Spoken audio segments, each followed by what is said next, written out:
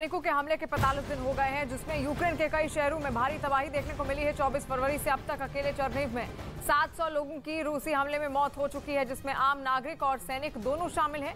चरनीव में 40 नागरिक लापता हैं, जबकि करीब 70 शवों की अब तक पहचान नहीं हो पाई है। और रूस ने यूक्रेन के मार्किव में एक स्कूल को भी अपना निशाना बना लिया और बमबारी से स्कूल के बीच का एक हिस्सा पूरी तरह से ध्वस्त हो गया। मैं इस वक्त मकरिब में हूँ, एक विद्यालय में हूँ। बारिश हो रही है, तेज हवा चल रही है, लेकिन विद्यालय की तस्वीर दिखाना जरूरी था। ये देखिए किस तरह से रूस के हमले में इस विद्यालय का पूरा हिस्सा बीच का वो ध्वस्त हो गया है। काफी नुकसान हुआ इस विद्यालय को। रूस के मिसाइल अटैक में यहाँ के लोग कह रहे हैं कि इस विद्यालय में ये अंदर की तरफ और ज्यादा नुकसान हुआ है, लेकिन बाहर जो नुकसान हमें दिखाई दे रहा है, क्योंकि विद्यालय बंद है, हम अंदर नहीं जा सकते, लेकिन बाहर की तरफ बीच का हिस्सा मिसाइल हमले में पूरी तरह से ध्वस्त हो गया है। खिड़कियां आपको दिखाई दे रही हैं, कांच टूटे हुए हैं और बच्चों का जो सामान है वो बिखरा हुआ अंदर मुझे दिखाई दे रहा है। इधर बच्चों के खेलने की जगह थी, मैदान है ये बच्चों के खेलने के लिए, लेकिन इस वक्त यहाँ पर सन्नाटा है। स्कूल बंद है, क्योंकि जब से हमला हुआ है तब से स्कूल खुला नहीं है। बच्चे अपने घरों में कैद हैं। जो हैं यहाँ पर ज्यादातर लोग तो इस इलाके से चले गए हैं, ज्यादातर घर सुनसान है, खाली हैं, लेकिन जो लोग यहाँ हैं, जो लेके हमको यहाँ तक आए थे, उनके घर में बच्चे थे, लेकिन वो स्कूल नहीं जा पा रहे हैं क्योंकि स्कूल बंद है। तो पढ़ाई लिखाई का भी नुकसान हो रहा है। लेकिन रूस जो बार बार दावे करता था कि उन्होंने किसी सिविलियन टारगेट को हिट नहीं किया है, किसी बिल्डिंग को, स्कूल को, अस्पताल को हिट नहीं किया है, वो बात यहाँ पर सच नहीं दिख रही है। यहाँ पर हवाई हमले में, रूस के हवाई हमले में स्कूल को नुकसान हुआ है और स्कूल को बंद करना पड़ा है। कैमरामैन कमल देव के साथ अरुण सिंह, न्यूज़ 18 इंडिया। बुचा की आग अभी बुझी भी नहीं थी और यूक्रेन ने रूस के उससे भी ज्यादा बर्बरता बोरोद्यांका में ढाने का दावा कर दिया। अभी वहां रेस्क्यू ऑपरेशन शुरू ही हुआ है और वहां की महज 2 इमारतों के मलबे के नीचे से 26 शव बरामद किए गए हैं। इसलिए खुद यूक्रेन के राष्ट्रपति ने दावा किया कि रूस की सेना ने बोरोद्यांका में जानबूझकर रिहायशी इलाकों को निशाना बनाया, लोगों को उनके मकानों के मलबे में मरने के लिए छोड़ दिया।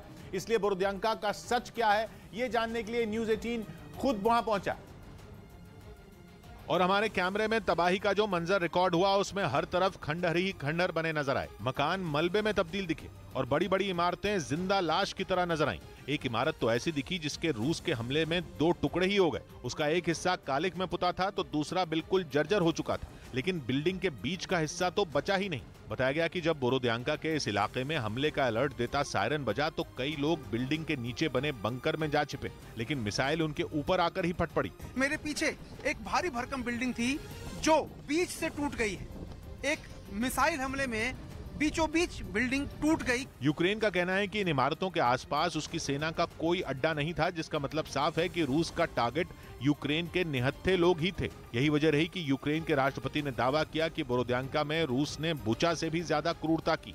वहां आम लोगों के घरों पर हमले किए गए और 1 हफ्ते तक लोग मलबे में तड़पते रहे, जिनके अब जिंदा होने की उम्मीद न के ही बराबर है। А почались роботи ще й по розбору завалів у Бородянці. Там значно все страшніше. यूक्रेन का कहना है कि अभी तो राहत बचाव का काम शुरू ही हुआ है और बोरोद्यांका में महज 2 रिहायशी इमारतों के मलबे से 26 लोगों के शव बरामद हुए। जैसे जैसे मलबा हटेगा उसके अंदर दफन रूस के कत्लेआम के सबूत परत दर परत बाहर निकलेंगे। असल में 1 हफ्ता पहले कीव के पास बुचा शहर से रूस की सेना के कब्जा छोड़ने के बाद वहां सड़क पर आम लोगों के शवों की जो तस्वीरें सामने आई थी, उसके बाद से पूरी दुनिया सन्न है। लेकिन यूक्रेन का कहना है कि जब बोरोद्यांका में रूस के मासूम लोगों पर ढाए गए जुल्मों से पर्दा उठेगा तो बुचा की बर्बरता भी बौनी नजर आने लगेगी।